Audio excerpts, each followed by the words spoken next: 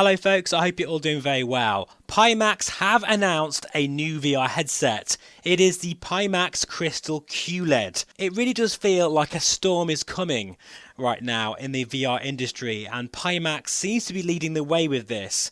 However, until I actually have hands-on time with it, I will reserve judgment, but let's just talk about the specs that they sort of go over in their presentation.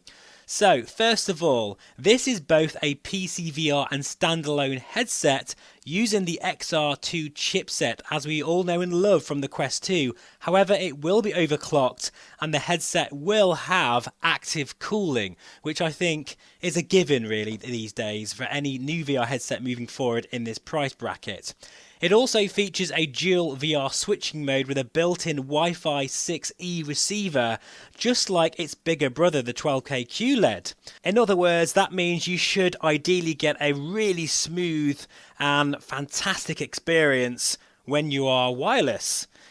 So, let's get to the nitty-gritty now, okay folks? This headset boasts a 42 pixels per degree resolution at 120 degrees diagonal field of view, which translates to 110 degrees horizontal field of view. That is the highest display clarity that we have ever seen on a consumer VR headset.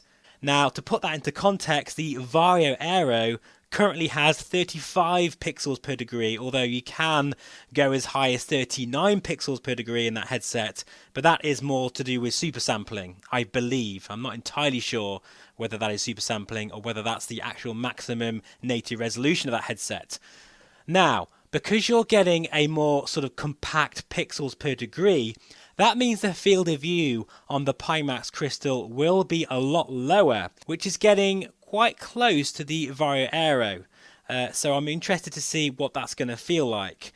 You can also have an option of 35 pixels per degree, which I think is still going to be plenty in terms of display clarity. That's going to be about the same as the AERO, but you'll get a wider field of view of 140 degrees. But again, that is diagonal, folks. We don't want to be confusing this with the horizontal field of view. I would say though, at a guess, it's going to feel a lot wider than the AERO, but how much that is going to make a difference, I cannot tell you right now. So that's going to be really interesting. And by the way, I will hopefully be having a Pimax Crystal QLED here in the VR Flight Sim Guy HQ. That is my small man cave. And I'll give you all of my first impressions once I receive it. Now, here's some more information that really blew my mind actually. The lenses, of course, are going to be spherical, but they're going to be interchangeable from 0 to 7 diopters, which means this is a first for any VR headset manufacturer, and it will help people with any visual impairments as well. These lenses are also made from a nano-coated optical glass material with a blue light filter, which again is a first for a VR manufacturer.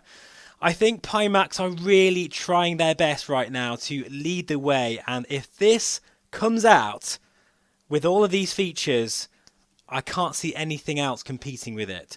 But again, we shall see.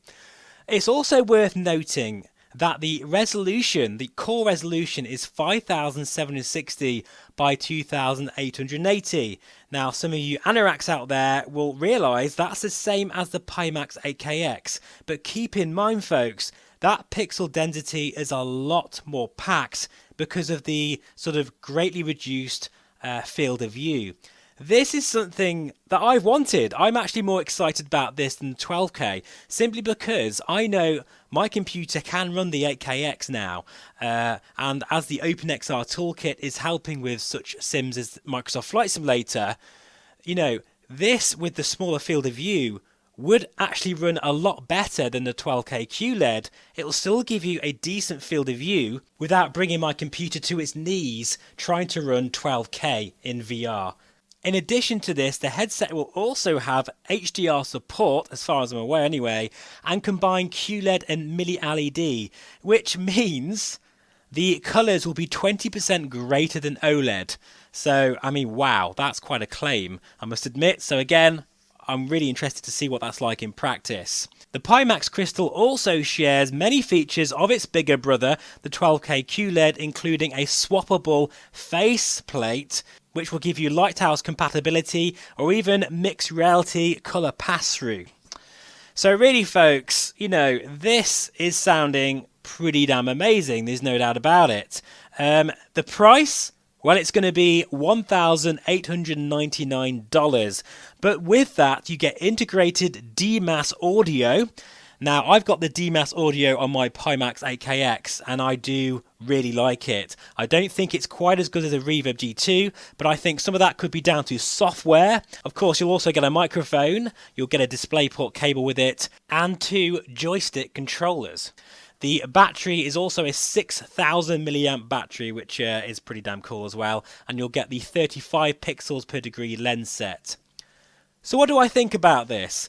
Well, again, at the moment, this is pretty amazing in terms of the specs, but I haven't got my hands on one yet. So my thoughts are really just that. I can't really give you a, full-on verdict. But if this comes off the way that Pimax are showing this right now, this will be, without doubt, the best VR headset we have right now in the high-end market. The only thing that I am still concerned about is the performance. I've said quite a few times on this channel now that VR manufacturers need to sort of focus on better lenses rather than high resolution. However, this headset, unlike the 12K, seems to be doing that since we're getting a better pixel density with the more squashed field of view.